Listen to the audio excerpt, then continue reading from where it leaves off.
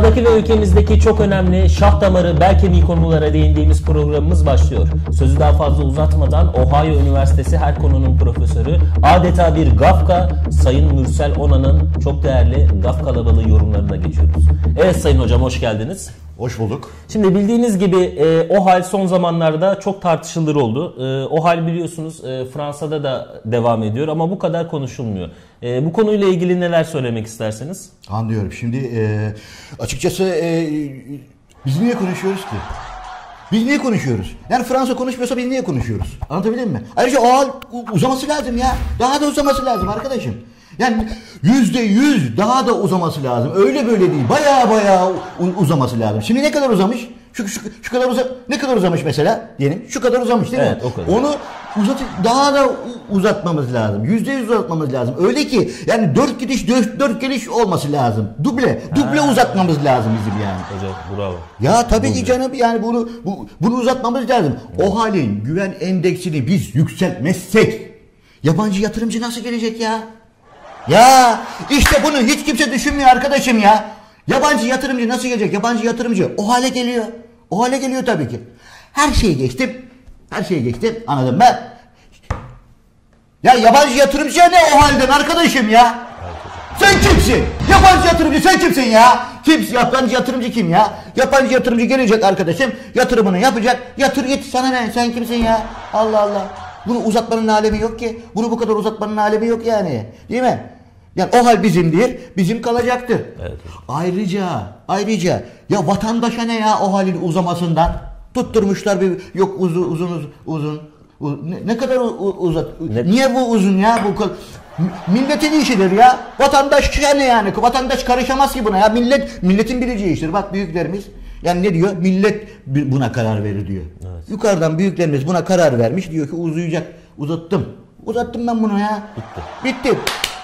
Bize düşmez. Doğru. Büyüklerimiz bilir arkadaşım. Büyüklerimiz bilir. Sen uzattığın kadar uzatacaksın yani. Bunu uzatmanın alemi yok yani. Niye uzamış diye uzatmanın alemi yok. Yani. Evet. Daha da niye uzat? OHAL ne demek OHAL? Aç OHAL'i bir aç şöyle bir aç da bir OHAL'i görelim bakalım. Neymiş OHAL? Hocam OHAL yani bildiğimiz gibi olağanüstü hal. Ya değil işte, siz hep yanlış biliyorsunuz. Yanlış işte bir şey yapıyorlar. İşte bak böyle yapa bu işi sulandıra bu hale getiriyorlar. Nedir peki hocam o hal? Ya pişmiş aşağı su katıyorlar ya. Pişmiş aşağı su katıyorlar resmen. O hal demek olağanüstü hak arama lehtarlığıdır. Ya işte bunları hep yanlış öğretmişler size. Hocam. Size bilgiyi yanlış yerden alıyorsunuz. Sağa sola bakıyorsunuz. Hep bunlar trollerin işleri ya. Akıllarınızı çeliyorlar sizlerin.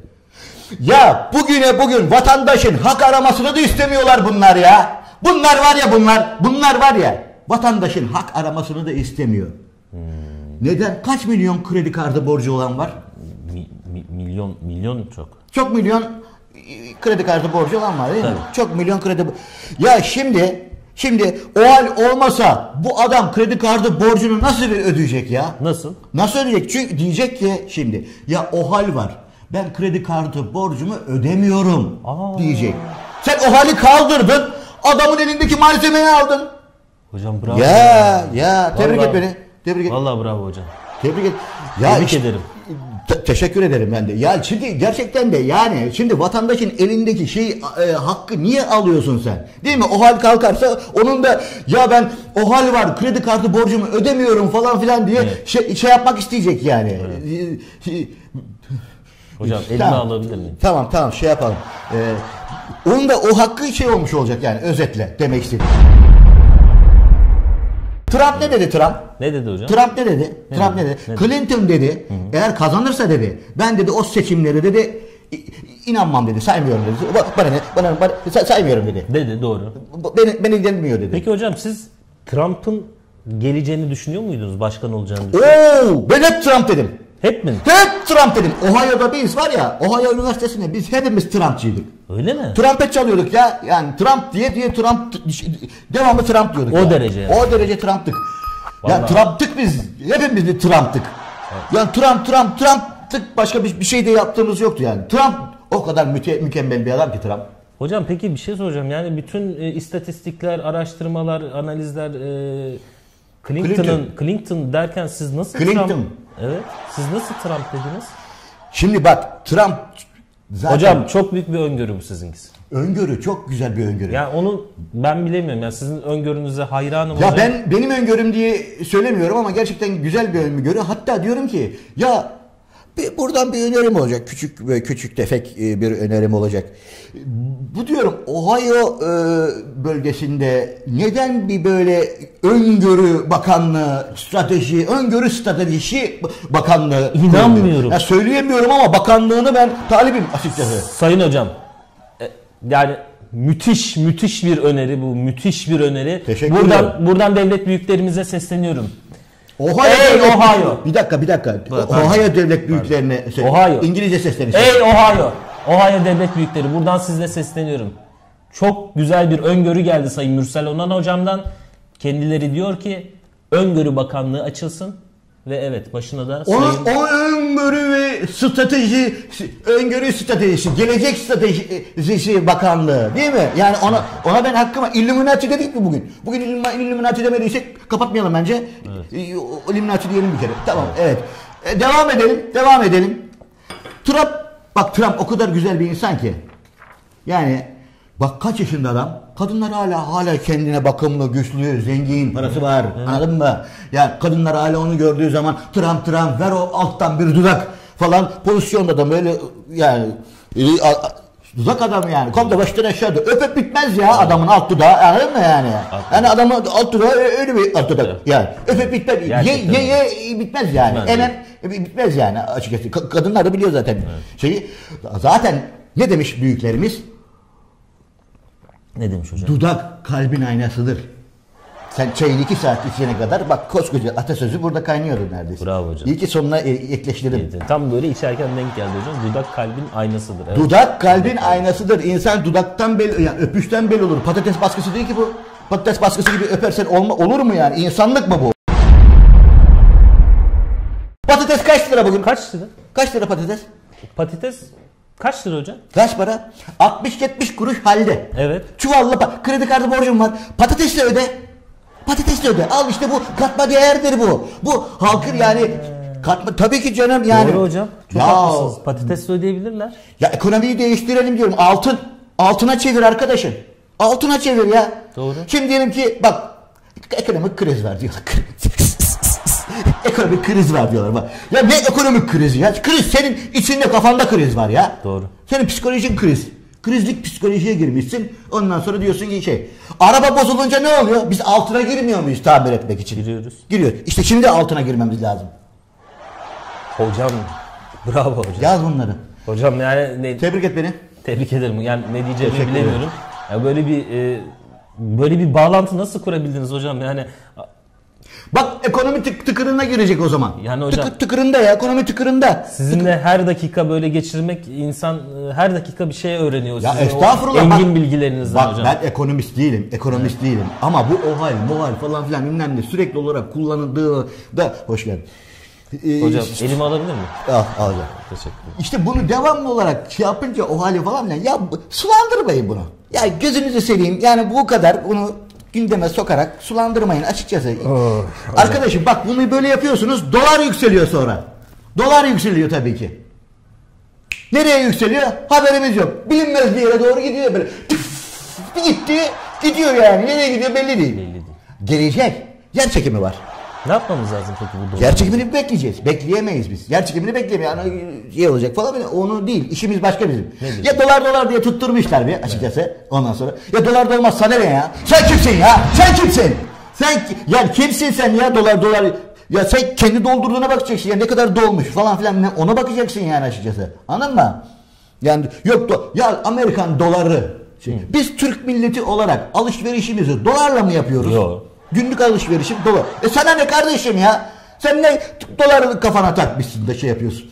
O kadar uğraşıyorsun ya. Allah Allah. Peki ne yapmamız lazım? Ya ne yapacaksın arkadaşım ne yapacaksın? Parayı kim buldu? Parayı kim icat etti? Lidyalılar. Lidya nerede? Anadolu'da değil mi?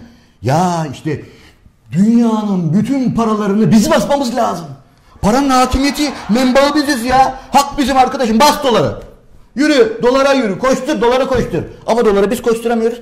Kim koşturuyor? Trump koşturuyor. Trump. Şimdi herkes Trump'ın peşinde. Dünyaya böyle bir Trump şeyine doğru şey oldu yani. Hocam, trompet çalıyor herkes. Hocam vallahi bravo. Bir yerler trompet çalıyor yani. Bütün paraları bizim basma hakkımız var aslında. Tabii Doğru ki canım ya, söylüyorsunuz bizim hocam. paraları. Ayrıca size başka bir yol söyleyeyim. Buyurun. Dolar diyorlar. Amerikan doları deniyor. Tamam mı? Ya arkadaşım, şimdi Avustralya doları var 2,5 lira.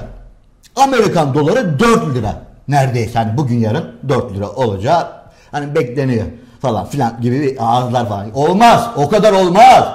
Ya 2,80, 2,5, 2,95 falan filan oraya oturacaktır tabii ki de. Şimdi 4 liradan gidiyor diyelim, tamam mı? Ya sen 2,5 liralık Avustralya doları varken 4 liraya gidip Amerikan doları alıyorsan kerizsin zaten. Evet. Ticaret budur ya. Evet. Ticaret, madem dolar alacaksın, dolarını bozdurman ayrıca haindir arkadaş. Haindir bu, millete, vatana, millete haindir ya.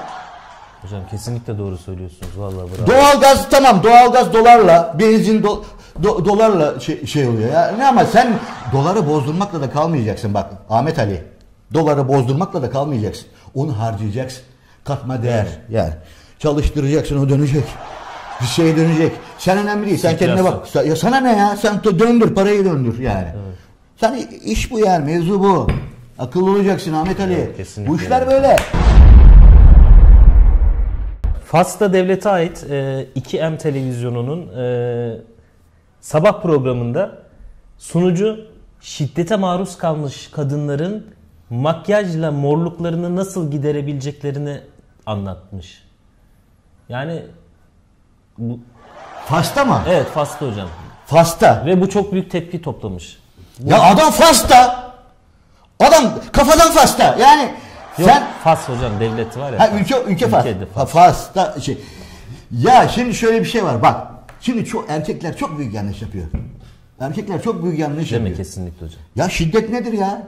Sen kadına şiddet niye uyguluyorsun? Sen şiddet uygulayacaksan hani gelmiş bir dayak, bir gerilim ortamı doğmuş diyelim, değil mi ki? Erkeğin şiddeti çıkarması lazım. Hani şiddeti çıkarma. Aparkat olur, hani şey olur, direkt vuracak, bir şey olacak. O enerjiyi çıkartacak yani, anladın mı? Evet. Nasıl çıkartacak? Nasıl çıkart? Ya sen onu yastığa çıkart. Yastığa vur, değil mi ya? Yani diyelim ki erkekle kadın arasında evet, bir gerilim oldu, anladın mı? Şimdi erkek de şey yapacak. Bir kendindeki o enerjisini dışarıya çıkarması artık zorunlu hale geldi. Evet. Yani mecbur artık, evet, tamam mı, şey oluyor. O zaman hemen ne yapıyor? Yanında bulduğu yastığı çıkartıyor. Diyelim ki sen, bu yastık olsun şimdi. Yastığı alıyor ve kadının suratına tutup böyle vuruyor. Bak görüyor musun şimdi Ahmet Ali? Bak görüyor musun? Hocam. Nasıl? Ya işte. Süper fikir bu ya. Tebrik et beni. Hocam tebrik ederim. Yani. Ya işte şimdi bak böyle olduğu zaman kadının yüzü şey olmuyor, tamam mı? Evet, mor hocam, falan müthiş filan. yani hocam. Mor falan olmuyor. Hocam gerçekten müthiş. Tamam, teşekkür ederim. Evet. Mor falan olmuyor.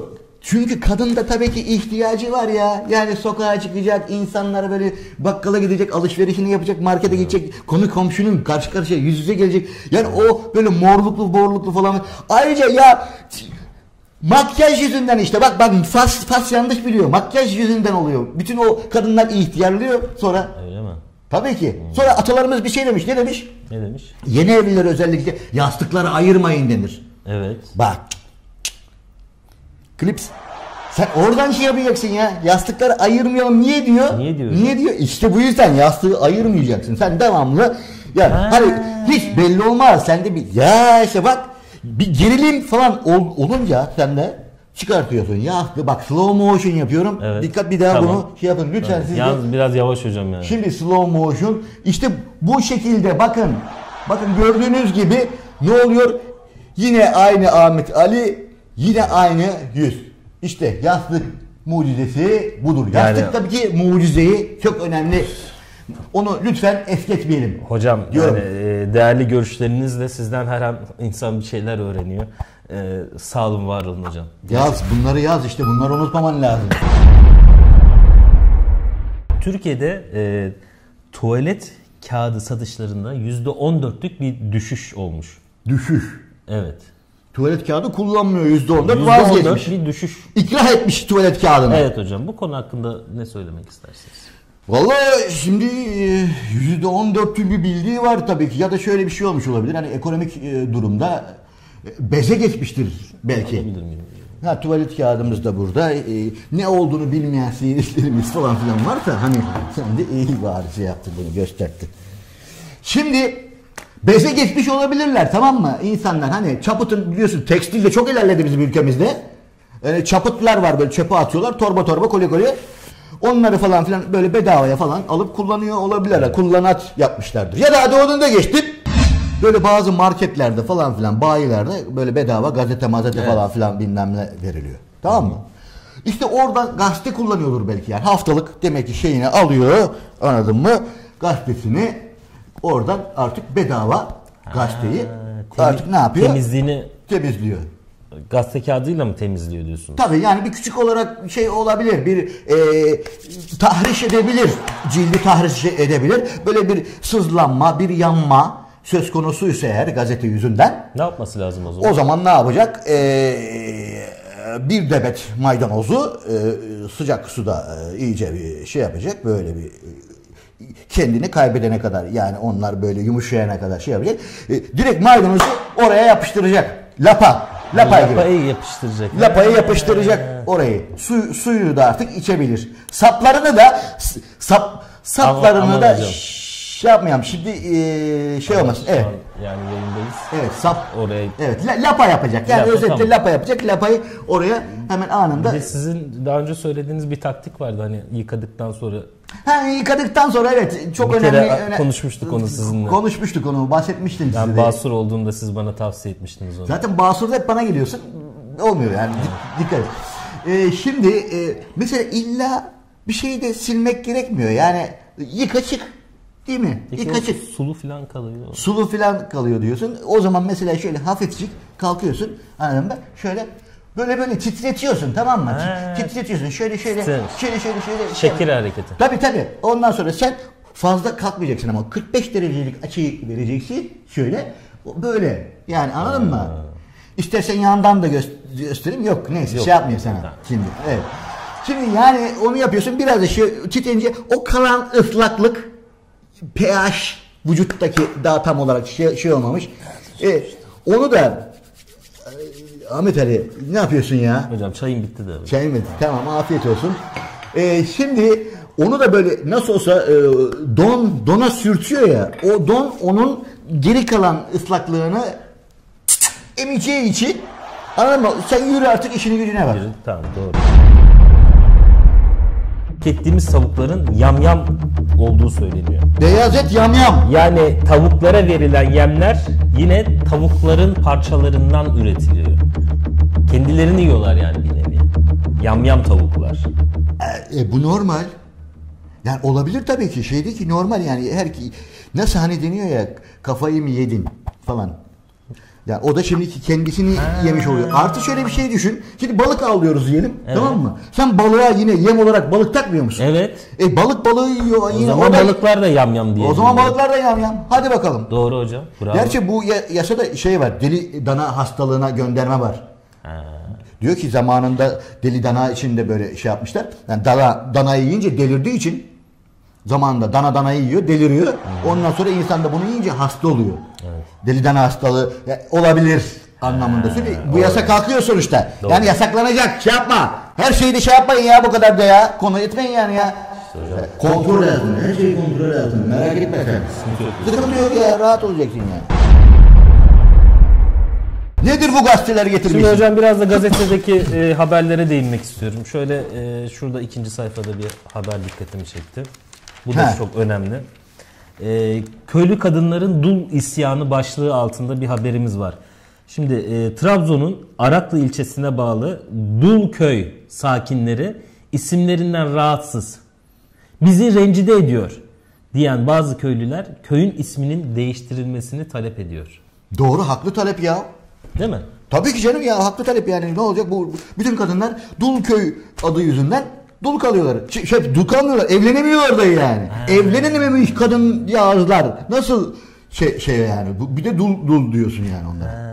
Olacak şey değil ya. Evet. Yani şey olması lazım. Düzelmesi lazım. Doğru. Yani. Çünkü oradaki kadın Araklı isim tabii Araklı. Şimdi kadınların tabii orada dul olduğunu zannedip evde kalabiliyorlar değil mi? Tabii ki canım, yani adam diyor ki dul köy. Bir kadın var diyelim, beğenmiş. Nerede oturuyor? Dul köy olmaz. Olmaz diyor adam. Duldur o diyor. Adam düşünüyor, diyor ki dul köyden dul olursa diyor. Hani diyor, iyi de sen böyle bir adamla evlenir misin ya? Adamla niye evleneyim hocam? Pardon yani senin için demiyorum Ahmet Ali'cim, sen de ya ne nükteden bir insansın mübarek.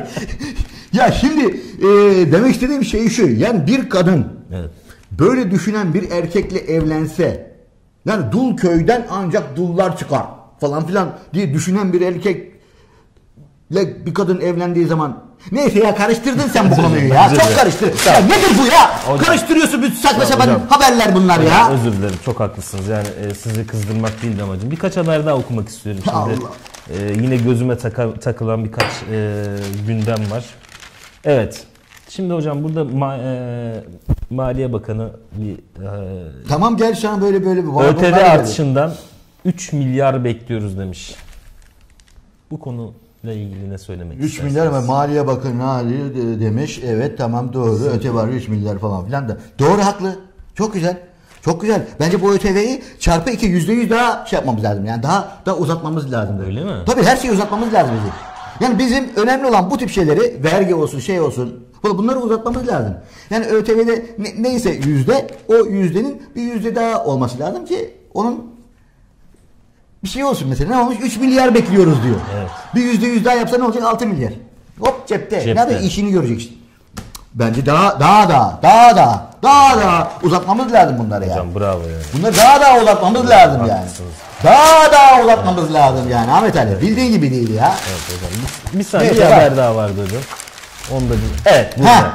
Şimdi hocam, girişimcilik için doğru dönemdeyiz. Dünyanın çok kritik bir dönemden geçtiğini, bu sürecin girişimciler için çok önemli fırsatlar barındırdığını söylüyorlar. Bu haberde de. Ne söylemek istiyorsun? Şimdi çok doğru. Girişimcilik için, para yatırmak için, yani piyasada parayı döndürmek için çok önemli bir dönem.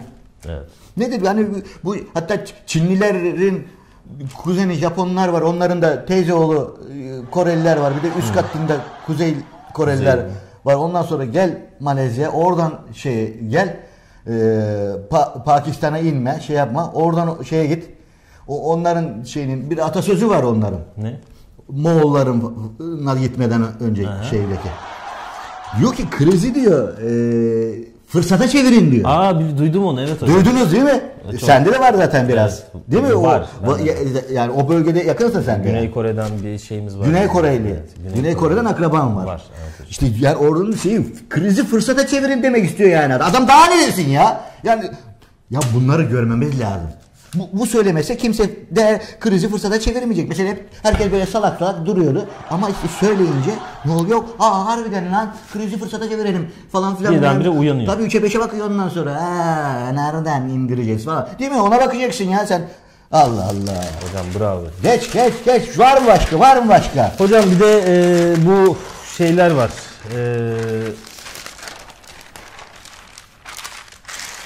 Neler var ya?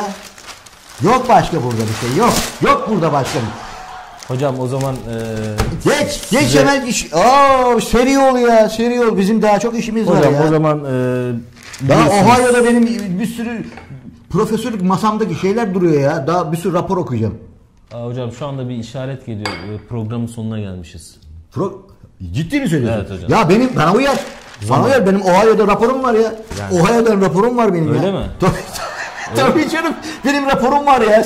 Sen bilmiyor musun ya hocam, yani gerçekten. Yani masada rapor dolu. Onları okuyup değerlendirip benden daha özet yorum falan filan istiyorlar. Ama yine bir dahaki söz yine geliyorum. Hocam zaten her hafta sizi bekliyoruz bundan sonra. Doğru, ben her hafta zaten evet. Mürsel Onan hocam. Her çarşamba değil mi? Konuştuğumuz gibi. Her çarşamba. Hocam. Yani her çarşamba biz buradayız. Sayın Mürsel Onan hocamın bu engin bilgilerini sizlerle paylaşacağız. Yorumlarını paylaşacağız. Her çarşamba bundan sonra sizlerle birlikte olacağız. Kanalımıza abone olmayı unutmayın lütfen. Herkese mutlu günler, huzurlu, sağlıklı gelecekler. Hoşça kalın. Hoşça kalın.